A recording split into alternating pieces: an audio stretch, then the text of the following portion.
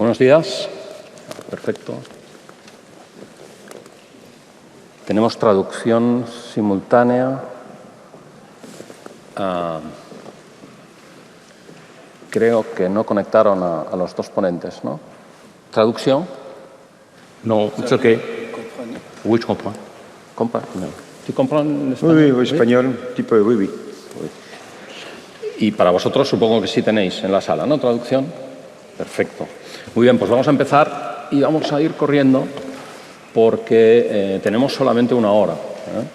Tenemos la suerte de tener una persona que no constaba entre los representantes, que es el doctor Horacio Arruda, que es el viceministro de Salud de Quebec y que es uno de los responsables y que nos contará qué pasa en Canadá y por qué se legalizó el uso social como medida sanitaria, ¿no? También tenemos a profesor Mohamed Ben Amar, que es una personalidad, un científico con gran conocimiento del cannabis, sus usos medicinales y terapéuticos, y es profesor de la Universidad de Canadá y ha publicado muchísimos artículos científicos sobre el cannabis y tiene incluso un libro sobre sus usos y donde recopila gran parte de todos sus conocimientos.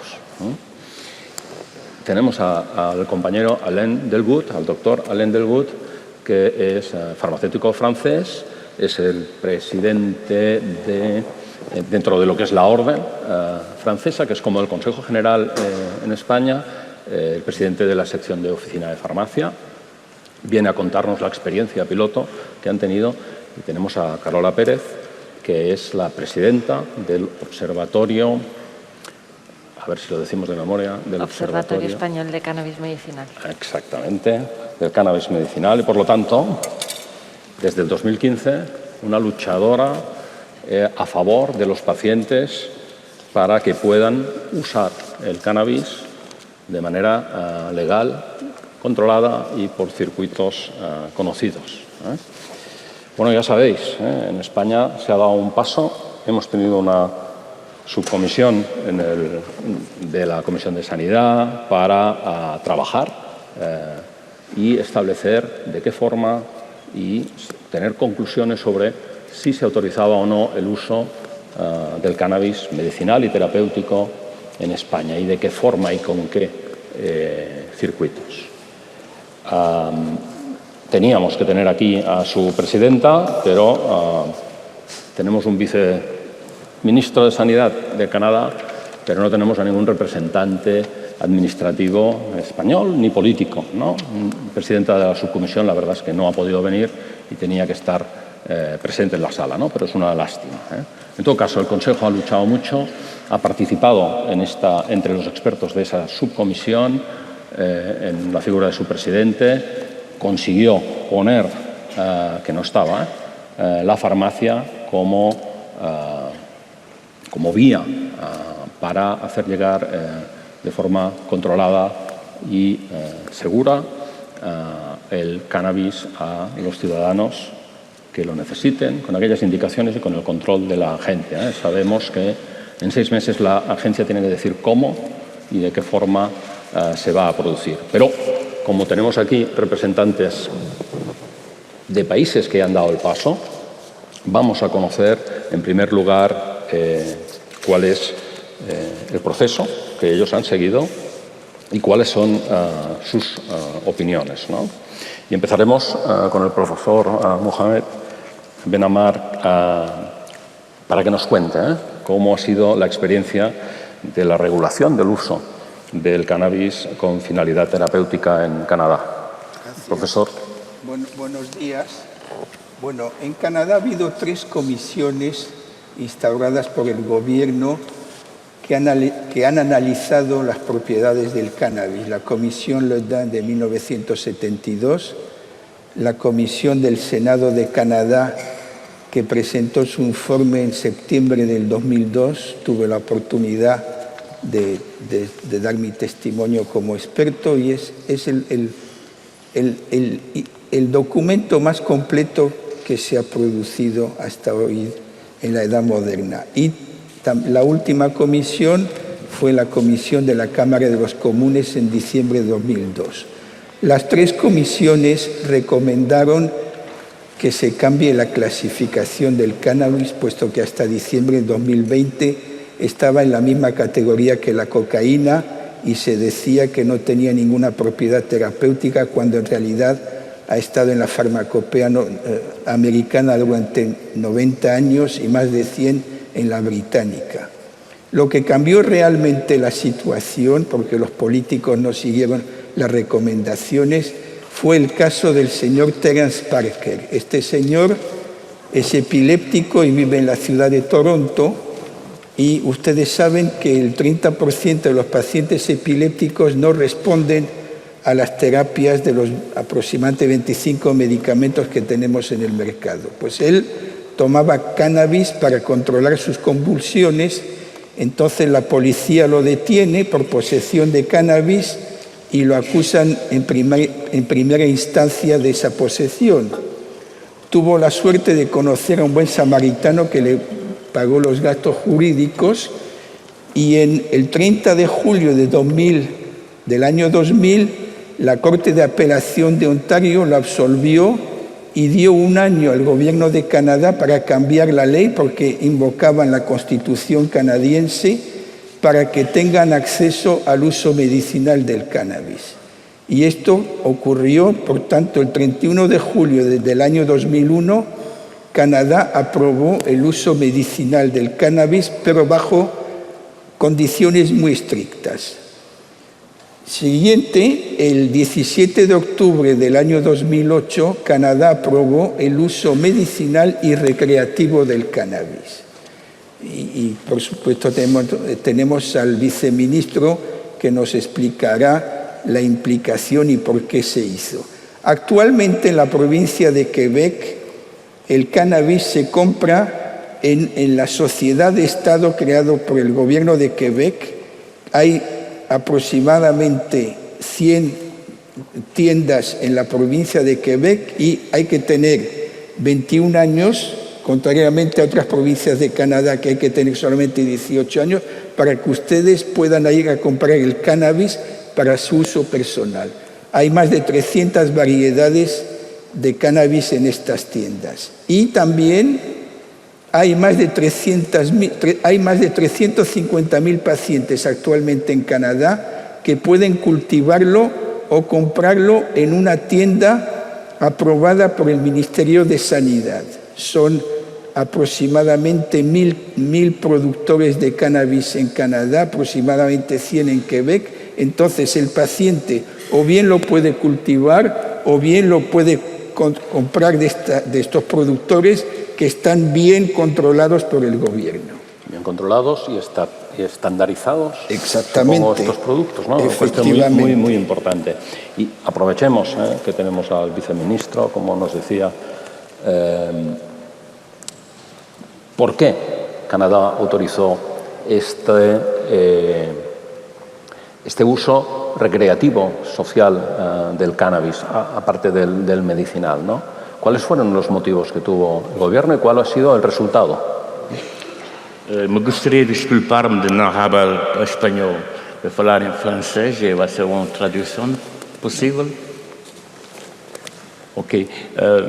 Le dossier du cannabis est un dossier très complexe et je vous dirais très débattu à travers le monde. Est-ce que ça va? Oui. Oui. Donc, très débattu à travers le monde. Il a été considéré comme une drogue, ce qui a nui énormément à son développement et son autorisation, alors que l'alcool, par exemple, est très, très bien toléré et crée plus d'effets néfastes à la santé que pourrait apporter le cannabis.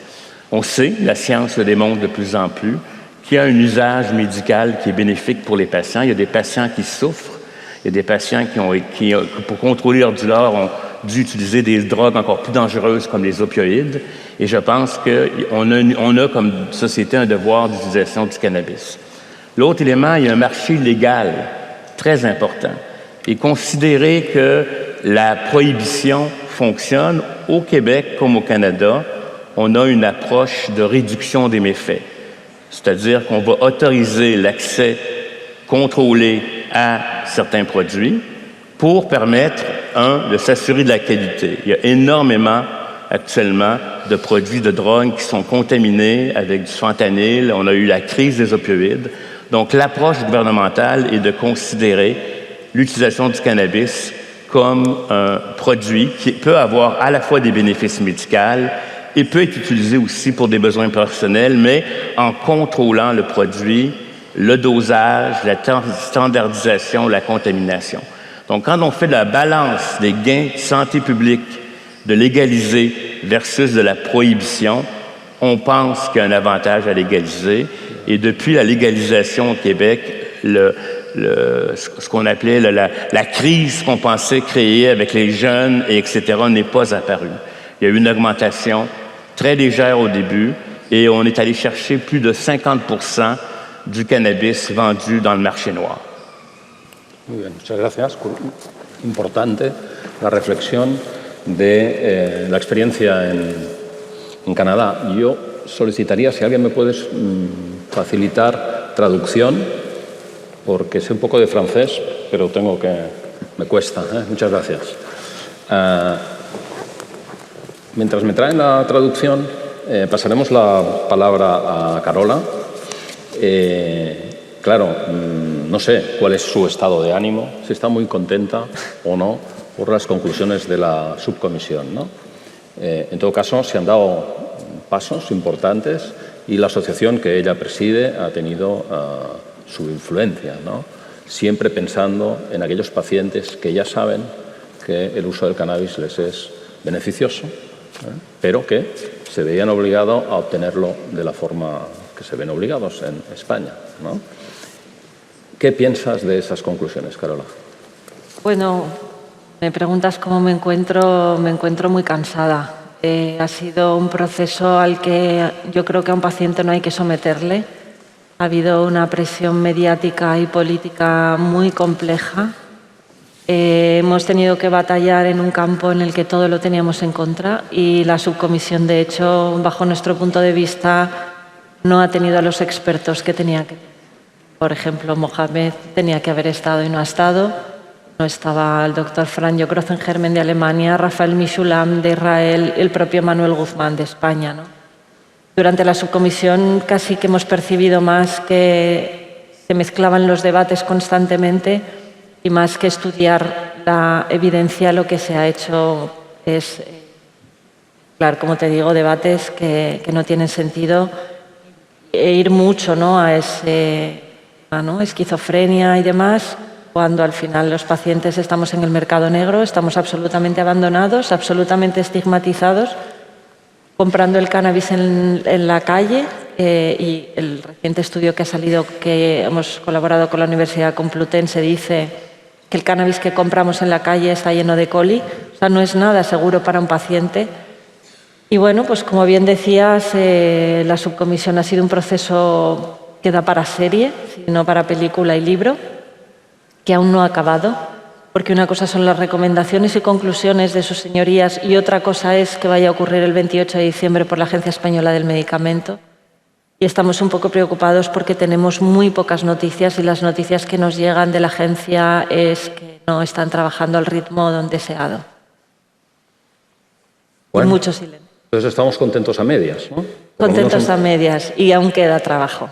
Aún nos quedan estos meses hasta finales de diciembre para ver qué y cómo llegará el cannabis al paciente, que todavía no lo sabemos.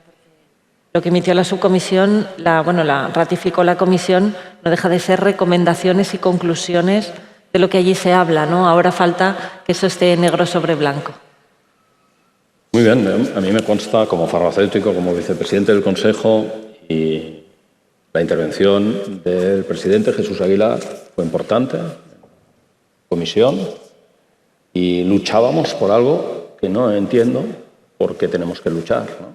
Porque la sociedad ha confiado en España al circuito farmacéutico la custodia de todos los medicamentos, y hay medicamentos lo más importantes y estupefacientes que desde el punto de vista de la seguridad clínica y pueden tener efectos secundarios mucho más importantes que el cannabis, como el fentanilo, por ejemplo, y podemos ver qué ha sucedido en Estados Unidos con el fentanilo, que están en manos de los farmacéuticos, siempre ha estado en manos de los farmacéuticos. Tener que moverse, contactar y presionar para que un cannabis estandarizado como fórmula magistral para unas indicaciones concretas que nos va a marcar la agencia, no para un uso generalizado como se puede hacer en Canadá, lo tengamos que luchar y veremos. De hecho, en las conclusiones nos han abierto una puerta a la farmacia, ¿no? Nos han abierto una puerta, pero no es muy ancha, ¿eh? Deberemos de trabajar para que la mejor y más equitativa manera de llegar a todos los extremos de España y debajo de la casa de todos los ciudadanos es a través de la farmacia, el seguro y el circuito seguro del medicamento con la distribución farmacéutica y el control que hemos demostrado y que nunca ha tenido lagunas con todos los estupefacientes, ¿no? Por lo tanto, ahí tenemos un punto común a luchar. No me llega la traducción, pero no podemos esperar más. Tenemos que saber qué es lo que han hecho los compañeros franceses, cuál es su experiencia, la prueba piloto que se está realizando bajo, creo, tu responsabilidad, qué resultados estáis obteniendo y de qué manera se está dispensando ese cannabis. Okay. Buenos días a todos. Soy muy contente de estar aquí con mis amigos españoles et canadiens. Mais Jordi, si tu le permets, oui, je vais continuer en français. Je suis désolé. Si tout le monde entend, la traduction est bonne, ça va. Effectivement, en France, on est en pleine expérimentation de ce cannabis qui a commencé en mars 2021 et qui va se finir en mars 2023, donc très prochainement, dans 6 à 7 mois. Pourquoi est-ce qu'on a lancé cette expérimentation en cannabis? Premièrement, parce qu'il y a des preuves, des données scientifiques qui prouvent l'efficacité, effectivement, de ce cannabis médical. Et donc, ça, c'est un point important. La deuxième chose importante, c'est qu'il y a une volonté, il y avait une demande, à la fois des patients qui avaient besoin de cannabis, et puis des médecins aussi, qui voyaient l'utilité du cannabis dans certaines pathologies, je vais vous citer un petit peu après. Et le troisième point important, c'est qu'on n'est pas des novateurs. Il y a plein d'autres pays où il y a aussi également cet usage du cannabis médical. J'en ai noté quelques-uns. Les Pays-Bas, la Grande-Bretagne, l'Allemagne, Portugal, Luxembourg, Lituanie, Canada, bien sûr, Israël, Chili, Colombie, les USA. Je crois qu'il y a 28 États sur 51. Donc, vous voyez, ça fait déjà beaucoup de pays qui expérimentent déjà et qui utilisent déjà ce cannabis médical. Donc cette expérimentation va durer 2 ans. Elle devrait inclure à peu près 3000 patients. On essaye d'avoir 3000 patients. Ça va être donc des dispensations par des médecins spécialement formés à l'usage à la prescription de ce cannabis thérapeutique, avec des pharmaciens, et j'en fais partie, j'ai suivi cette formation, des pharmaciens qui ont été aussi spécialement formés pour délivrer ce cannabis thérapeutique. C'est une formation commune, c'est la même formation pour les médecins et pour les pharmaciens. Ah, je crois Traducteur, por favor. Carola voudrait une traduction, si c'est possible. Voilà, je crois que ça va arriver. Et cette expérimentation, donc c'est assez strict, c'est dans 5 indications seulement. Les douleurs neuropathiques, réfractaires au traitement habituel, hein, voilà. Certaines épilepsies sévères aussi qui sont résistantes au traitement, des symptômes rebelles, notamment en oncologie, les douleurs de la sclérose en plaques, maladie qui est très très invalidante, et éventuellement dans les soins palliatifs, donc c'est pareil pour les patients qui sont en oncologie ou qui ont besoin de soins palliatifs. Donc vous voyez un champ très restreint avec des professionnels spécialement formés. La prescription initiale est faite donc principalement à l'hôpital, dans des centres spécifiques avec des médecins spécialement formés, et donc délivrée soit par des pharmaciens à l'hôpital hospitalier, soit par des pharmaciens en ville. Pourquoi on a choisi la possibilité d'avoir des pharmaciens en ville?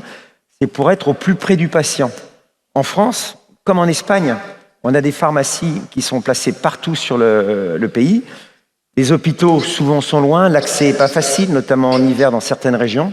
Et donc là, on a la possibilité pour les patients d'avoir une pharmacie au plus près de chez eux et qu'ils ne soient pas obligés de faire 100 ou 200 km pour aller chercher leur traitement. Différentes formes sont utilisées en France. On a l'huile, des petites gouttes par voie orale, ou des fleurs séchées qu'on peut ensuite inhaler. Et tous ces produits sont dosés très spécifiquement en THC ou en CBD, avec des THC dominants, THC et CBD équilibrés ou CBD dominants. Et c'est le médecin qui va prescrire en fonction des symptômes, du besoin de la pathologie, et qui va faire évoluer les prescriptions. Le pharmacien, et j'ai délivré pour un patient ce cannabis, on n'a pas de stock à la pharmacie, on va le commander directement au laboratoire avec une procédure spéciale par Internet. On va commander exactement ce que le médecin a prescrit.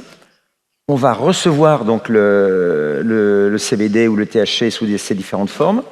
Et ensuite, notre rôle, nous, pharmaciens, ça va être d'accompagner le patient, c'est-à-dire lui expliquer le fonctionnement pour l'utilisation des fleurs séchées, de lui rappeler les effets indésirables, de regarder tout ce qui peut aller, de lui rappeler la posologie.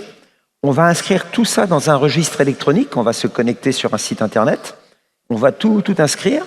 Chaque fois qu'il va venir renouveler sa prescription, on va noter les effets indésirables, s'il le supporte bien, on pourra faire des déclarations de pharmacovigilance. C'est quelque chose qui prend beaucoup de temps, hein. Je crois que je passais une demi-heure à peu près avec mon patient.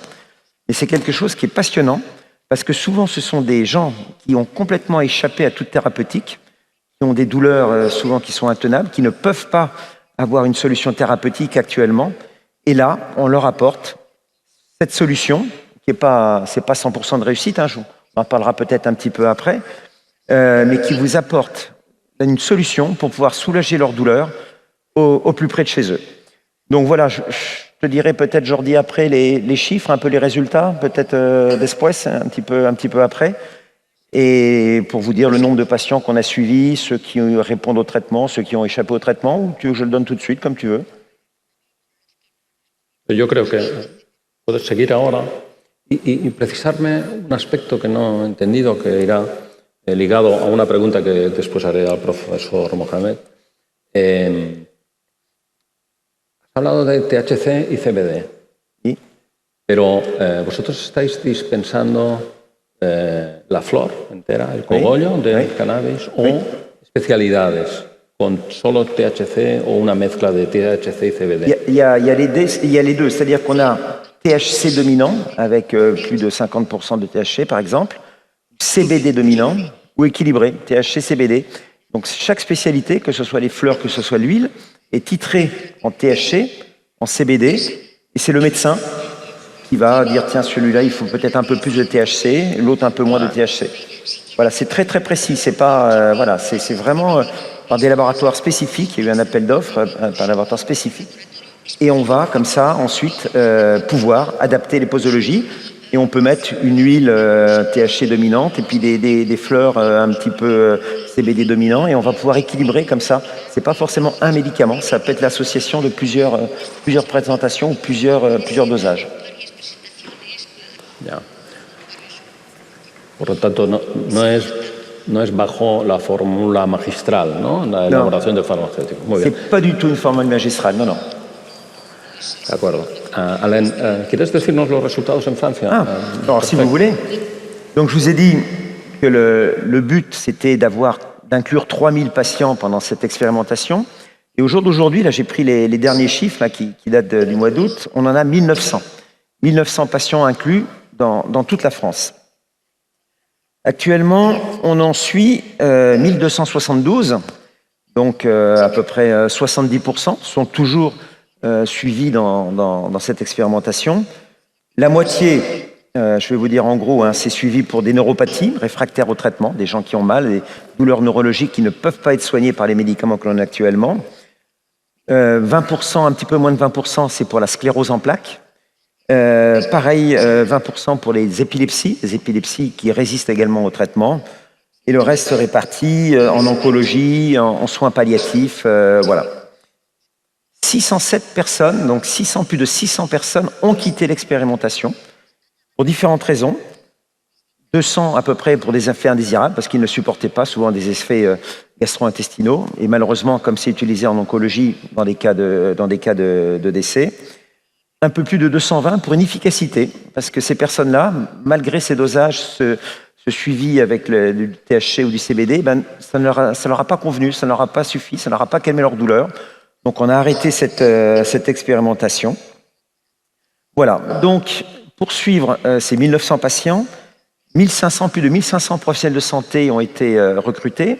Un peu plus de la moitié, ce seront des pharmaciens. Donc, comme je vous l'ai dit, spécialement formés avec cette formation commune. Par Internet, c'est très facile, vous faites ça de chez vous. Vous avez ça, vous avez ensuite des petites questions qu'il faut remplir, qu'il faut valider. Si vous n'avez pas validé, vous recommencez, etc., etc. C'est assez touffu. Donc, et 460 et donc la moitié aussi des médecins. Beaucoup de médecins qui travaillent principalement dans ces centres spécialisés en douleur, et un peu plus d'une centaine médecins de ville habituels qui ont pris le relais et qui pourront prendre le relais de cette primo-prescription. Et ce qu'on observe principalement, c'est une augmentation des formes avec un THC dominant, bien sûr, parce que c'est un petit peu plus efficace, et le CBD dominant est en train de baisser dans les prescriptions. Voilà, c'est au fur et à mesure de l'expérimentation qu'on s'en aperçoit. Ce qu'on a observé, effectivement, c'est une très très grande augmentation des cas de pharmacovigilance. Le fait de parler avec les gens, de relever leurs effets indésirables, de tout signaler. Donc on observe une augmentation de cas de pharmacovigilance qu'on n'observe pas pour les médicaments classiques. Et puis, ces effets indésirables, je vous ai dit, on en a recensé plus d'un millier. Donc, vous voyez, c'est très, très important, ces effets indésirables. Ils sont le plus souvent bénins. Et en majorité, ce sont les syndromes digestifs. Et on n'a pas eu de cas remontés avérés de pharmacodépendance. Donc, de cette dépendance à ce médicament. Donc, ça veut bien dire que lorsque c'est dans un cadre bien précis, avec des dosages qui sont bien adaptés, peuvent changer, etc. On n'observe pas cette dépendance. En tout cas, l'expérimentation, pour l'instant, n'a pas démontré de cas avérés de dépendance au cannabis. Voilà, je leur dis très rapidement les résultats. Ça va se finir dans 7 mois encore, donc on aura peut-être encore un petit peu d'évolution. Je ne sais pas si on arrivera aux 3000 patients. Mais voilà, encore une fois, mission très intéressante pour les pharmaciens. On travaille vraiment en totale coopération avec les médecins pour essayer de suivre au plus près de la population, au plus près du territoire, nos patients, d'éviter qu'ils fassent 200 km pour aller dans tel hôpital ou dans tel centre spécialisé. Moi, dans la Nièvre, l'hôpital où j'exerce n'a pas de centre de douleur. Donc les gens sont obligés d'aller soit à Dijon, à 200 km, soit à Clermont-Ferrand, 150 km. Donc c'est pas facile. Donc ils ont ce traitement qui est initié dans ces centres, qui est tout à fait normal, et ensuite ils viennent à la pharmacie et ils sont suivis au plus près de chez eux. Et quand vous avez des patients qui sont extrêmement douloureux, eh bien c'est un vrai plus pour ces patients. Voilà, j'espère que cette expérimentation va déboucher ensuite sur une prise en charge pérenne, définitive de ces patients. Et j'espère que l'Espagne pourra emboîter le pas du Canada et ensuite le pas de la France, et qu'ensuite vous veniez nous expliquer aussi un petit peu toutes les avancées que vous avez pu avoir dans votre pays. Bueno, la excelente colaboración que tenemos con la Orden y el Consejo llevará al contacto y al conocimiento pleno de estos resultados tan interesantes. Tengo que decir que me ha sorprendido el extraordinario control. 1.900 profesionales, entendido, controlando 1.500 pacientes. Impresionante. Me he quedado realmente muy sorprendido, ¿no? Y él nos decía, y tenía una pregunta para el profesor Mohamed Benamar, nos decía que venían las mezclas de aceite o de cogollos hechas del laboratorio, ¿no? Es en función de la proporción entre CBD, THC para una indicación o para otra. Pero he leído, y creo que he leído en su libro, que el cannabis en su totalidad, en la flor, el cogollo, con la totalidad de sustancias que acompañan a la planta, tiene unos efectos más intensos, ¿no? O mucho más beneficiosos, ¿no? Esta era la pregunta concreta. Sí, efectivamente, esto es lo que se llama el efecto séquito. Como dijo Carola, en la comisión pues no se enfocó principalmente el uso medicinal. La única que habló del efecto séquito fue Carola entre los 23 expertos. El efecto séquito quiere decir que además de los 565 productos que se han identificado en el cannabis, hay también polifenoles, terpenos y flavonoides que tienen propiedades terapéuticas. Y el paciente, con muy pocas inhalaciones, ya controla su dolor o controla la espasticidad de la esclerosis múltiple, etcétera, etcétera. Y para completar lo que ha dicho mi colega del GUT, hasta el 15 de septiembre, es decir, hace menos de una semana, se han publicado 368 ensayos clínicos controlados, quiere decir, comparando el cannabis o el THC y CBD con un medicamento que está ya en el mercado o con un placebo. Se ha hecho con más de 20.000 pacientes y se ha demostrado claramente que hay propiedades terapéuticas favorables. Esto también lo han dicho todas las comisiones a nivel mundial, ¿no? Entonces, ¿por qué hay tanta reticencia a esto? Porque hay muchos intereses. Y esto lo hemos vivido hace 20 años en Canadá. Hay mucha política. Yo no comprendo cómo, cuando tenemos más de 300.000 pacientes en España que lo compran en el mercado negro con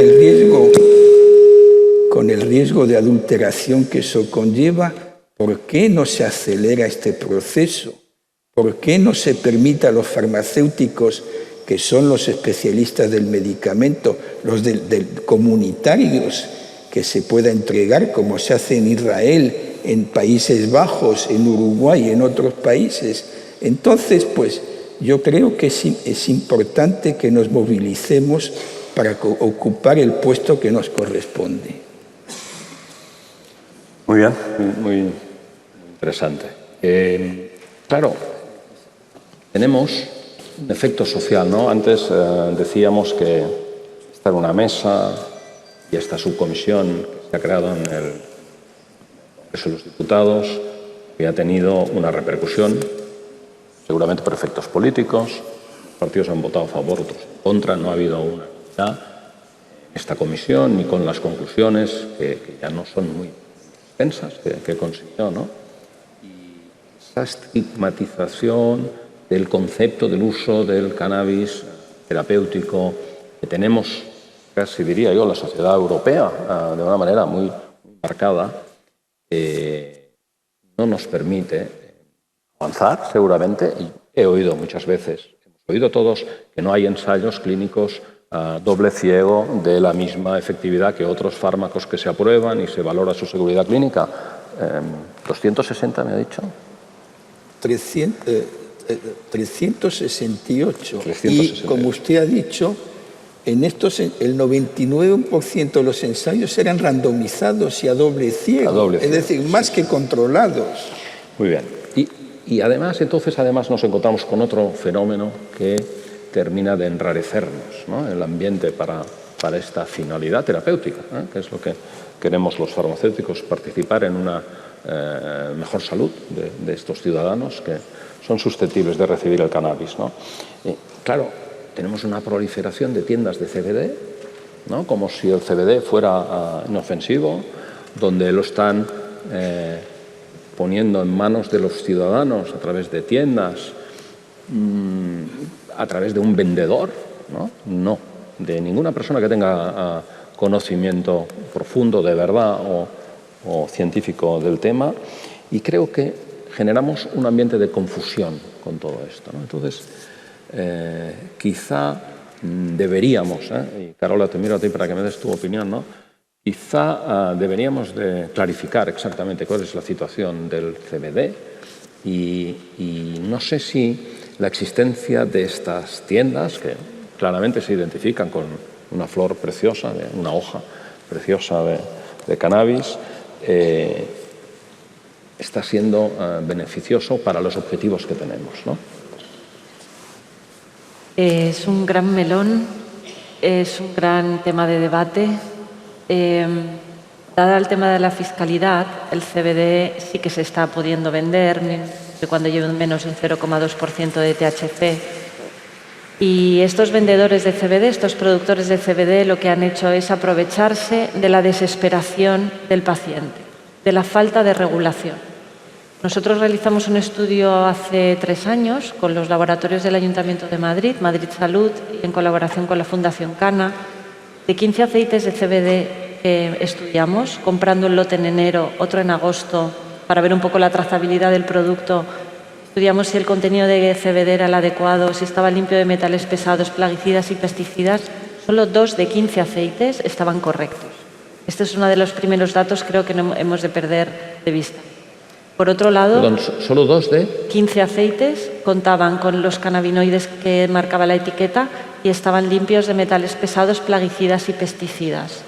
Ahora la OCU va a realizar un nuevo estudio que estamos también colaborando desde el observatorio con ellos para velar, porque nadie está velando por la calidad de estos productos. Estos productos se encuentran en Amazon, estos productos se encuentran en tiendas y estos productos también están en farmacias. Y resulta que ninguno de las 3 vías cumple ningún tipo de criterio porque tienen licencia de cosmético, pero todo el mundo sabe, y yo la primera, que utilizamos el CBD con fines medicamentosos.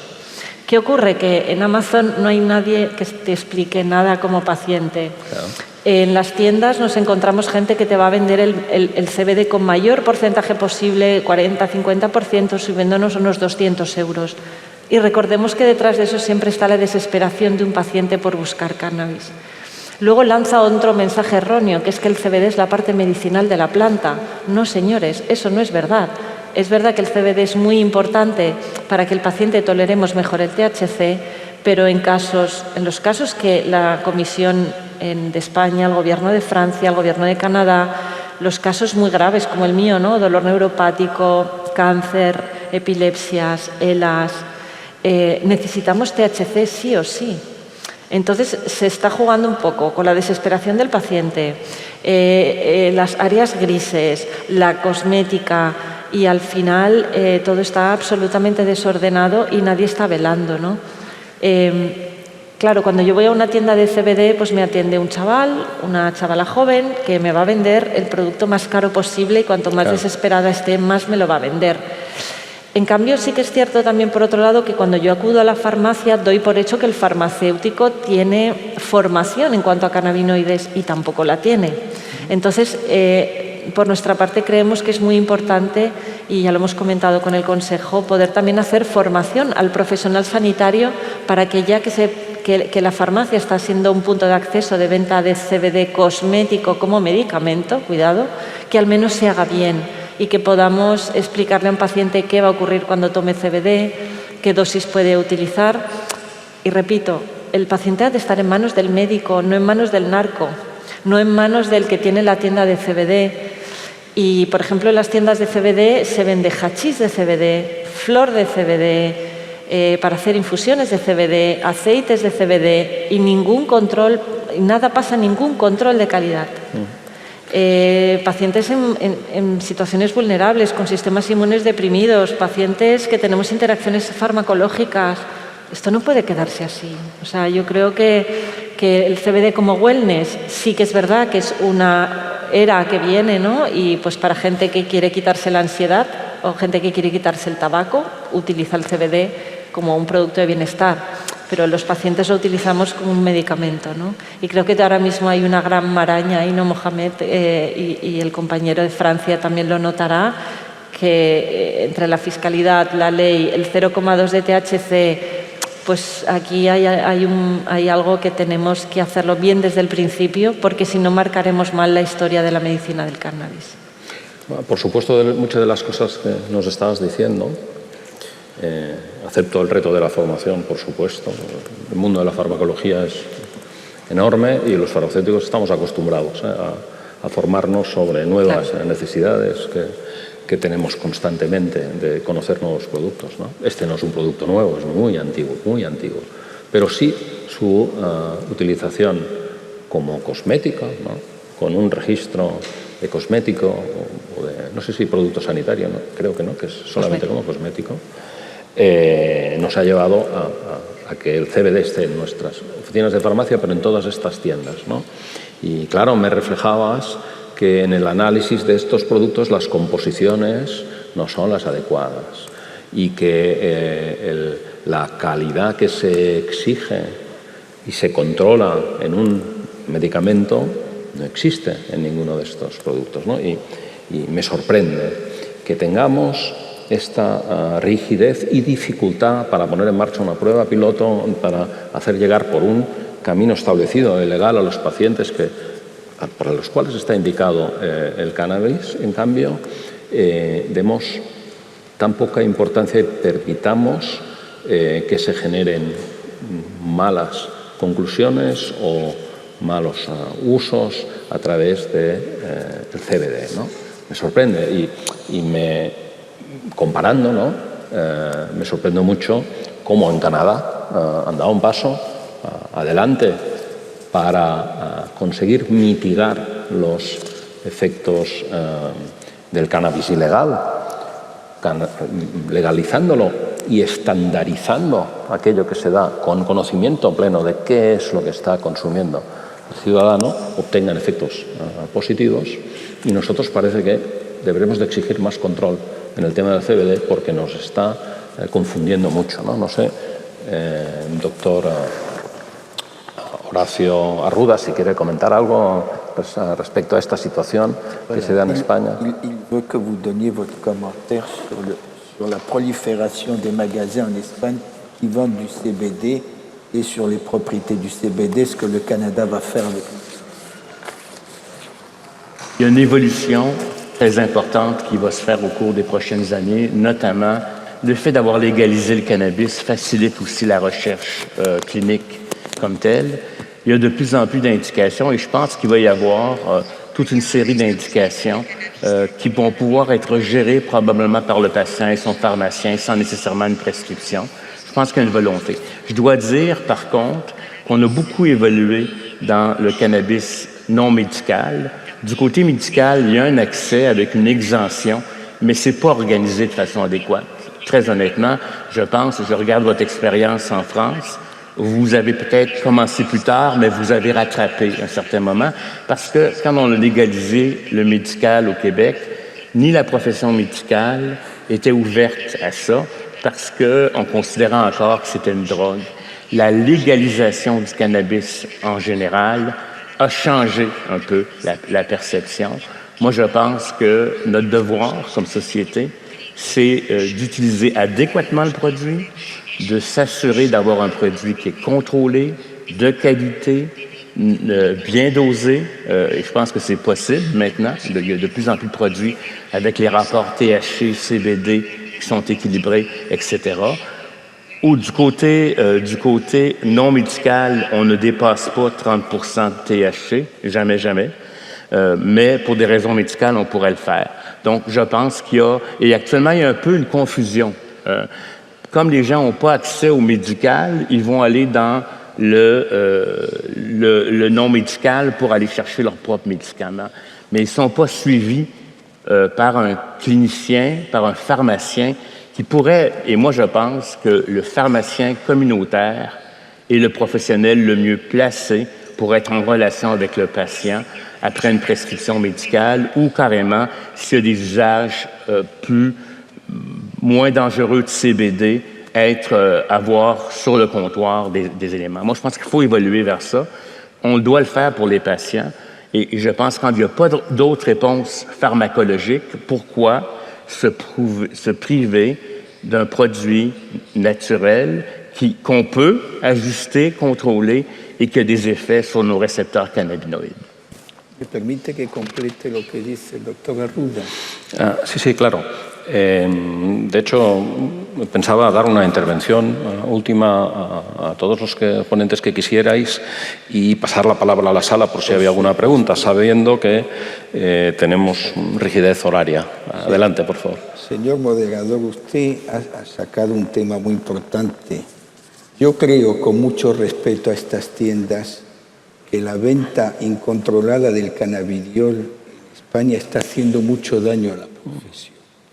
Yo he estado en estas tiendas y desgraciadamente los que venden este producto desconocen las propiedades, no conocen los efectos indeseables ni las contraindicaciones y un día podemos tener un accidente que puede ser también fatal. Es verdad, bueno, yo creo que el potencial terapéutico del cannabidiol es enorme. Las publicaciones científicas hasta hoy demuestran que tiene propiedades en 28 patologías. Claro, hay evidencias más claras en unas que otras, ¿no?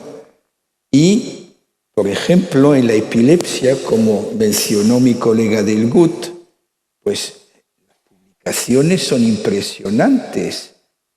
Se han publicado en revistas científicas tan importantes como el New England Journal of Medicine, Lancet, Journal of the American Medical Association, y cuando médicos o otras personas que vienen a decir que no se han demostrado las propiedades terapéuticas, es que desconocen el tema.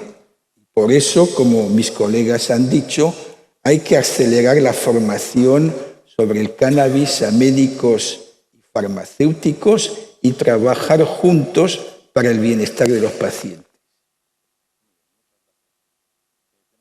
De una última intervención, Carola, Alain, ¿queréis sacar alguna conclusión?